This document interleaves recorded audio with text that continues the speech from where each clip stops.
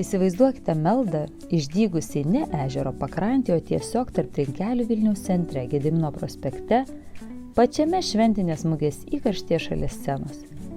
Ir tame gausme, garsų maišalinėje, meldas prabyla ramiu ir tvirtu kūrėjos Vaidos Vaitkės balsu. Jos visiškai netrikdo čia pat repetuojantis atlikėjai ir čiauškantis praeiviai. Vilniuje visa taip, bet diena kita.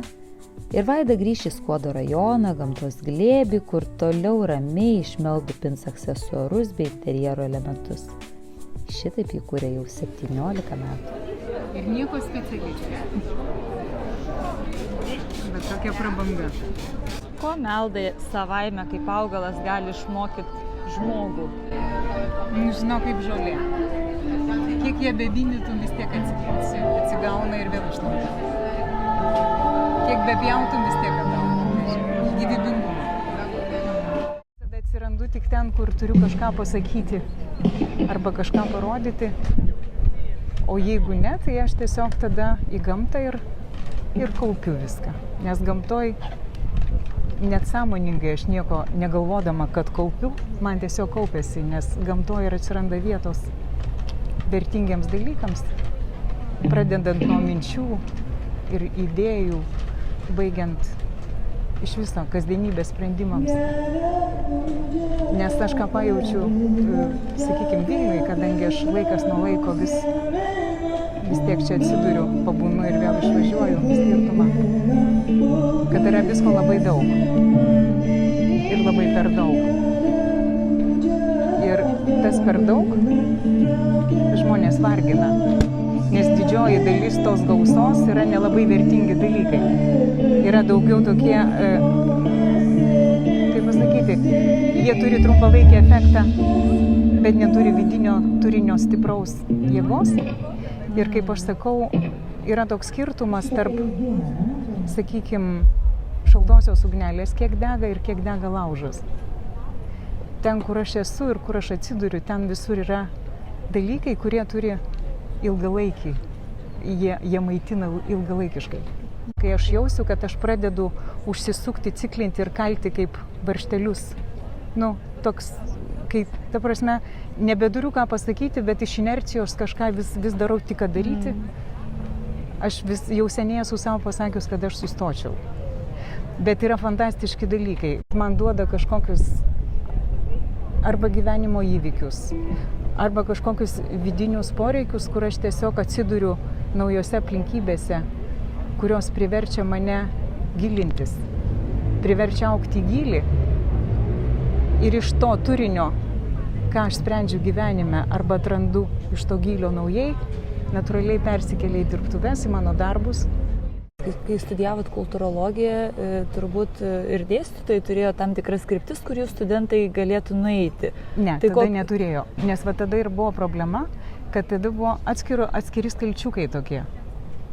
Pavyzdžiui, buvo etnografija, buvo folkloristika, buvo ir kiekvienas dėstytojas, buvo archeologija, istorija, kiekvienas dėstytojas labai gerai, ir aš už tai labai juos vertinu, išmanė savo dalyką, bet nebuvo nei vieno žmogaus, kuris mums apjungtų ir padėtų suvokti mūsų kultūros visumą, mūsų kultūros kodą.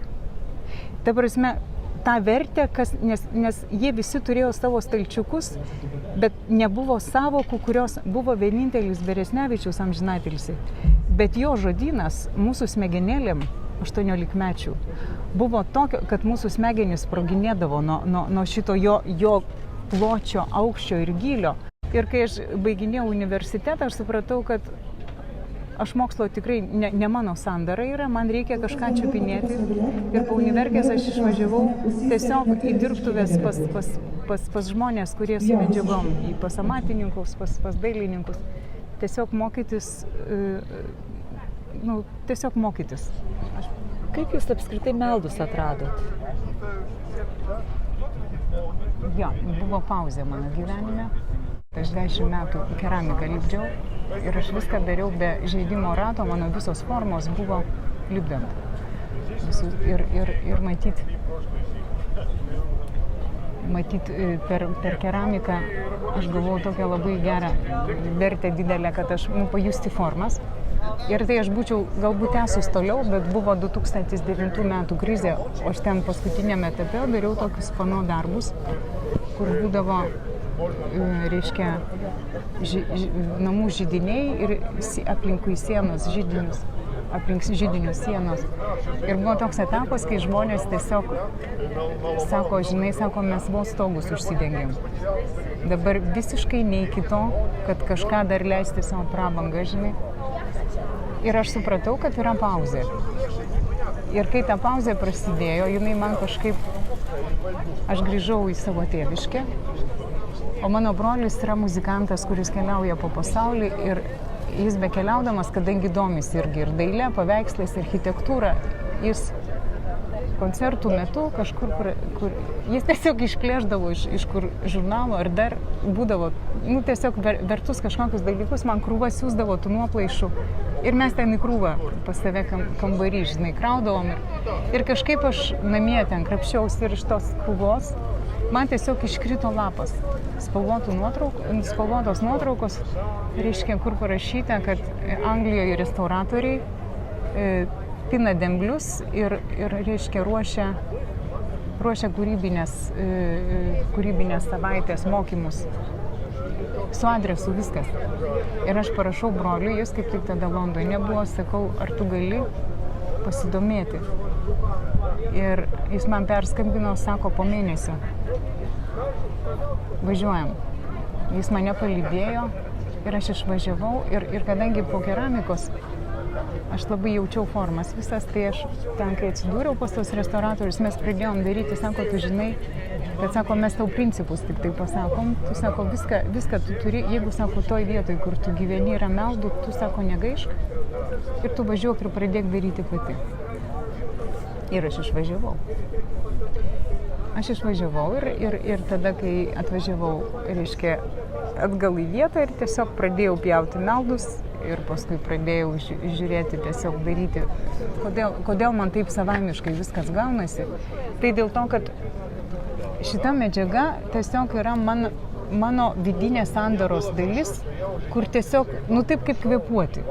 Va taip kaip, sakykime, jeigu aš visą vaikystę girdėjau muziką, žinai, brolis grodavo ir visą laiką erdvė buvo užpildyta džiazu, ten džiazrokų, klasika. Ir aš nežinau, kaip aš išmokau groti, aš tiesiog priėjau toks jausmas ir pradėjau groti pianinu, natų nežinojau visiškai, manęs net muzikalkė nepriėmė dėl to, kad aš sako, tu sugadinta, nes rankos netai pastatytos, nesvarbu, kad tu groji, žinai, bet aš grodavau užsimerkus. Tai man su meldais yra tas pats. Aš toks jausmas, kad aš jaučiu. Man tai būna nuostaba, aš pati iš savęs juokiuosi, kai tu ten šniūro prisipini ant metrų kažkokiam dideliam daiktui ir tu tą daiktą baigi ir, pavyzdžiui, lieka pusmetris. Galvoju, iš kur aš žinojau. Arba, pavyzdžiui, be jokio mato tu matuoji detalės, jokio centimetro, jokios liniuotės, nieko. Taip intuityviai ir sueina. Žinau, gerai. Nes aš biškį išpindėjau, žinai, aš pradedu nebenaudoti liniuočių, žinai. Ir taip svarbiausiai atstumu pasimatuoju. Tai kai daiktas kitam kambarį, aš pasimatuoju ten. Ir aš galvoju, jo, čia jau yra fazė, žinai. Tokia gerąja prasme, nes ir dėl to tas, kaip jūs klausėt apie ką aš jaučiu, toks jausmas, kad aš, žinai, kaip su savim susitikti, žinai, kaip su savim pasitarti. Kaip pasirenkat, ką kurti? Aš darau dalykus, kurie įtikina mane, kad man jie turi vertę. Visi daiktai, kurie padaryti yra stende, sakykime, ir šiaip visoje mano galerijoje, tai yra dalykai, kur jie arba man gyvenime prireikia, arba aš jaučiu, kad jie kažkaip... Ir tada aš darau serijas daiktų ir tada lieka, kad tik ten varijuoja dydžiai, varijuoja ten kažkokie masteliai ar dar. Bet visada yra tas toksai, nes vis dėlto, kadangi mano yra ne parodiniai dalykai, o taikomieji, tai vis tiek man norisi, kad žmonės nešiotų juos. Kaip jums susitikimas su besidominčiais? Kiek jisai jūs įkvėpia, kiek jis jūs iškvėpia kartais? Aš apie kainas niekada nebesiginčiu. Kai mano kuprinės kainuoja 120, tai žmonės sako, tie, kurie sako, kad brangu, nors tokių vis rečiau ir labai mažai Sakau, aš ją darau 3 savaitės. Sakau, ar jūs pasirašytumėt už 3 savaitės dirbti už 120? Ir tada žmogus mažiausiai susimasto. Aš labai vertinu žmonės, kurie domisi iš principo. Ypač vertinu labai vaikus, kurie sustoja, nes vaikams paprasčiai reikia ryškių spalvų. Tai vaikai, kurie sustoja, yra buvę net verkia ir nebenori, arba ten pradeda krapštyti tas formas. Tai aš sakau, tėvam, jūs džiaukitės. Jeigu vaikas tokiam mažam amžiui, jie apčiuopia dalykus, žinai, kur ne žaislos spalvos kažkokios, tai sakau, čia jūs, sakau, turit labai subtilios sielos, sakau, mažą žmogų. Tiesiog tendenciją pastebėjau, kadangi prie mano stovo vis sustoja žmonės. Aš jau nešneku apie tuos, kur mes pradedam pokalbis nuo vidurio ir daug metų kalbamės. Visi ateina, mane lanko, bet kur žmonės šiaip pirmą kartą. Tai toks yra, kaip jums pasisekė, kad jūs tai darot ir tiesiog kokia prabanga daryti tai, ką mylit. Iš tikrųjų, šitas aš sutinku, viskas yra. Bet paskui būna pokalbiuose taip, kad žmonės dirba ofisuose ir labai didelis nuovargis visur, žinai. Ir tada mes pradedam kalbėti būtent apie tai, kaip gyvenime susirankioti tų tikrų dalykų kažkokią skrynę, kurie galėtų pamaitinti ir įkvėpti jėgų. Ir paprastai pokalbiai pradeda suktis apie tai. Ir tie pokalbiai iš tikrųjų man ta idėja pagimdė, kad daryti kūrybinės tas dirbtuvės su meldais, nes aš supratau, kad pradeda toks subręsti atsakymas, be jokių teorinių kažkokių apibraižų, apibrėžimų, kaip padaryti, kad tiesiog dūšia pailsėtų. Tai kaip su tom kūrybinėm dirbtuvėm norėjau paklausti? Dirbtuvės yra toks daiktas. Mane 3 metus jau jie kalbino ir aš sakiau niekada, nenoriu ir išvis atvažiuoti su meldos stiebu ir pavinioti, sakau, man nėra prasmės man toks. Kadangi labai daug tų darbščiųjų rankų būrelių, žinai, o man jie, ne mano jie, visiškai neįdomus, žinai. Bet būtent šią vasarą man pačiai besėdint miško terasoje pas save dirbtuvėse, kai aš atradau tas formas, aš pirmiausia jas atradau didelės. Aš išsivežti tokių negaliu. Bet galvoju, ką aš galėčiau padaryti, tai prototipai. Ir žinokit, yra toks kaifas, nes iš karto kažkas gaunasi, dėl to, kad meldas yra tokia medžiaga, kuri yra elastinga, minkšta, ne akmuo, ne medis, ten nieko talžyti nereikia, žinai, vanoti. O bet kokiu atveju, žinai, tiesiog iš intuityvių judesių, ką tau sako intuicija, žinai, tu netyčia suformuoji skulptūrą. Ir labai geras jausmas yra, žinai, toks taip pirmapradiškas. Viena moteris per kūrybinės dirbtuvės, sako, norisi kažką gražaus. Bet žiūrėkit, pas Gimbutienę visos žemės motinos, jos yra, ne apie grožį. Tai yra dalykai visiškai, tai yra dalykai apie kažkokį ar vitališkumą, žinai, ar iš vis apie žemę. Nes gamto yra tai, kad neklausiama ar gražu ar negražu. Tai yra tiesiog kažkam skirta. Tai sakau, jūsų formos archeotipinės, tos pirmykštės irgi yra apie tai, kad tu tiesiog imi gamtą į ranką ir iš tų rankų tu darai, ta prasme, tu susikūri kažkokią pirmapradę savo asmeninę civilizaciją, bet be nieko, žinai. Tiesiog pirmapradę formą, kurią tau pasako tavo intuicija. Sakau, čia yra nuostabus dalykas.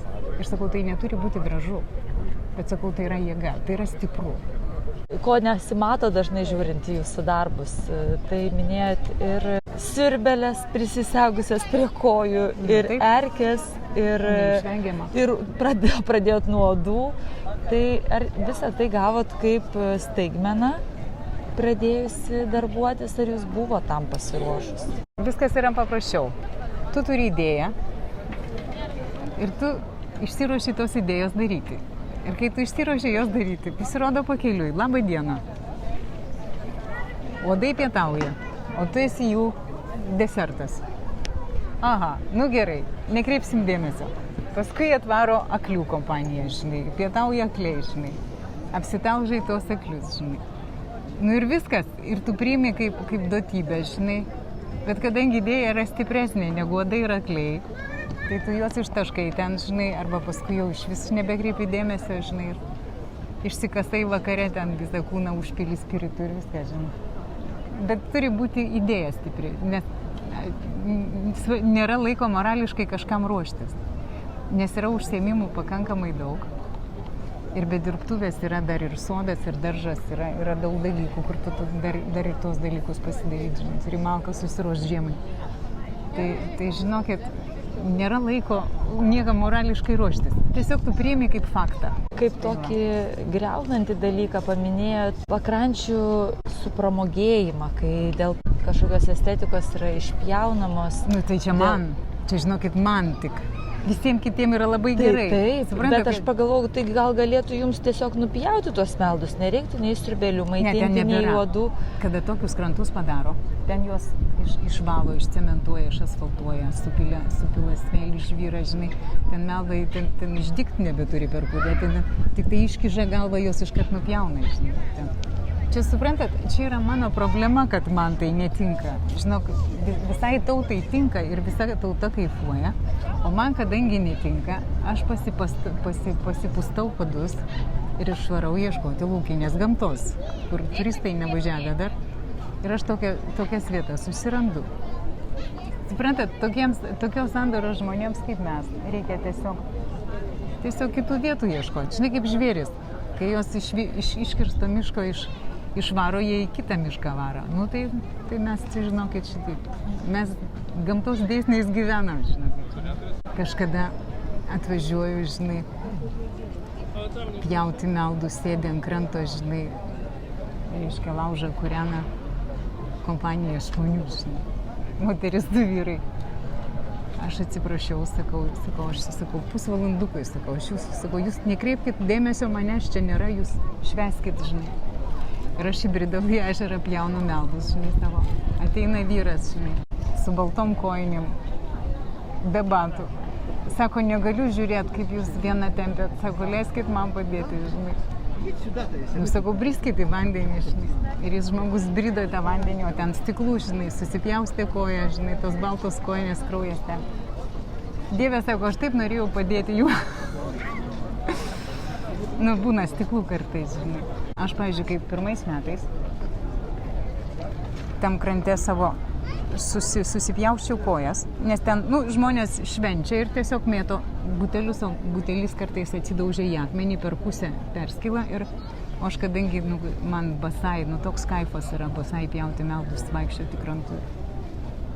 Tai aš paskui pavasariais, kai būdavo tas kažkada ten gegužės, balandžio mėnesio, dabar jau nebe, bet kelis metus iš eilės tai dariau. Tai tiesiog su maišu pereini krantą, išrenki visą krantą, visas šiukšlės, visus stiklus, viską ir padėdė ant kelių ir paskui išvežiodavo tą dieną, žinai. Ir iš viso, tai brangini tą gamtą, rūpkę, kas mes be jos.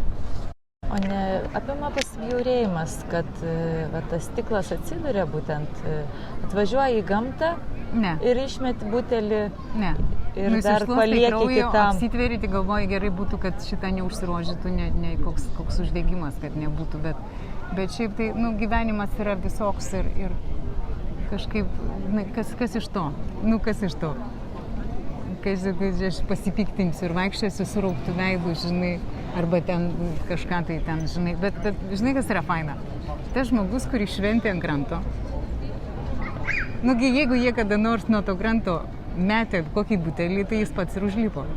Ir pats susipjaustė žmogus. Tai jis daugiau niekad nemes.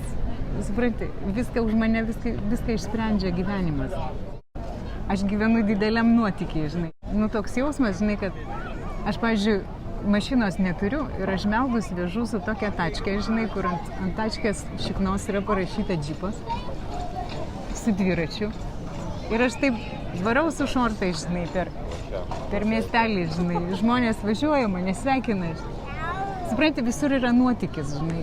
Visur yra toksai, kad nes kai man gera, žinai, kad tai tu neišvengiamai transliuoji tą dalyką kitiems ir nereikia jokių specialių linksminimų, jokių dar ir žmonės tiesiog patys iššoka iš mašinų, žinai, tiesiog neprašyti patys Ir jie negalvoja, kad jie padeda, bet jie tiesiog mato, kad čia yra labai gera. Ir jie nori irgi dalyvauti.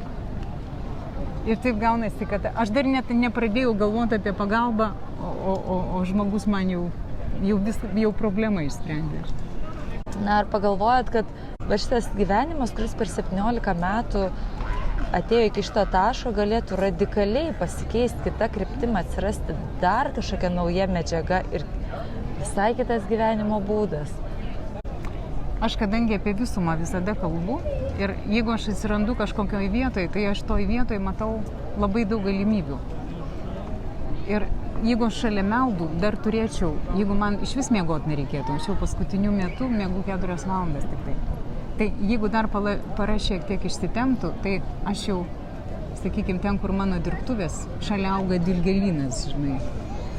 Aš iš dilgėlių jau kažką galėčiau šalia pavynioti, žinai. Ten šalia yra lazdynai, žinai.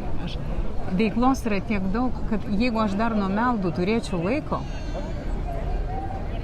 tai man, žinokit, taip pat šalia. Ne tai, kad kažkur ieškoti toli užsiėmimo, bet man jau šalia būtų idėjų sočiai ir nereikėtų nieko ieškoti. Aš dėl to sau linkėčiau, kad toj vietoj, kur aš dabar atsidūriau, kad toks, jeigu plėtotųsi kažkas šalia meldų, tai būtų visai šalia ir tiesiog linkėčiau, kad dar turėčiau ką pasakyti jais, kad būtų verta daryti, bet kaip, visada aš linkiu savo, žinai. Jūs teisingai sakot, niekada gyvenime negali žinoti, žinai. Gali kažkas iš tavo planų pasijuokti, žinai, ir visai kitur nusukti. Bet bent jau tai, kas iš mano pusės yra įmanoma, aš darau viską, kad ir apie tą senatvę, apie kurią kalbu, nes vis tiek mes, kai kažką galvojam N metų į priekį, mes tam tikrus žingsnius darom, ar ne? Tam tikrai labai žemiškus žingsnius darom, kad šitos vizijos taptų gyvenimu. Tai va, tai aš ir darau tą, bet jeigu, žinai, gyvenimas kažką sužais kokią kortą ir mane išmes iš barščių, žinai. Bet matyt, jeigu išmestų, tai išmestų laikinai ir aš pirmai galimybei pasitaikus, aš vis tiek grįžčiau į tą patį, nes matot, kas yra. Čia yra net ne apie norą, nenorą, nes čia yra apie sandarą, nes pagal mano sandarą, kur aš bebūčiau, aš vis tiek tą patį pradėčiau daryti. Kaip ten sakau, kur ten, kur eisi save rasi, ar ne? Tai viskas. Tai vis tiek kažkas pradėtų formuotis ilgainiui vėl apie tai, kas aš esu, kaip aš esu. Ir matyt kažkaip tai. Sakau, nebent jeigu išspjautų iš šito konteksto, kokį aš dabar bandau susikurti, tai nebent kažkokiam laikinam etapui. Nes per daug ilgai tai vyksta, kad ten, žinai, vieną dieną ten mane sutiktų ir nustebtų, kad iš šito aš tavęs nesitikėjau. Jau per daug visko išgyventa. Kaip ta dar akimirka, kai iškeliauja jūsų kūrinys kitam žmogui?